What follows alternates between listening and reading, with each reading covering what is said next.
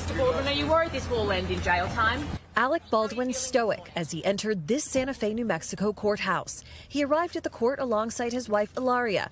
Defendant Alec Baldwin. The actor faces 1 count of involuntary manslaughter for the fatal shooting of cinematographer Helena Hutchins on the Rust film set nearly 3 years ago. And so I was the one holding the gun, yeah. Today, 12 jurors were selected, who will now decide Baldwin's fate in what's expected to be an 8-day trial. A central question for jurors: did Baldwin pull the trigger, or did the gun misfire? I let go of the hammer of the gun and the gun goes off. Baldwin has long maintained his innocence.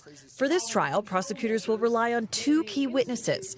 A crew member expected to testify he saw Baldwin pull the trigger, and firearms experts who will say that the revolver could not have fired without pulling the trigger. In a pretrial win for the defense, the judge ruled that Baldwin's role as a producer of the movie could not be presented to the jury. The defense will make the case that it's not the job of an actor to ensure a prop gun doesn't contain live rounds. In New Mexico, a lot of people are hunting families.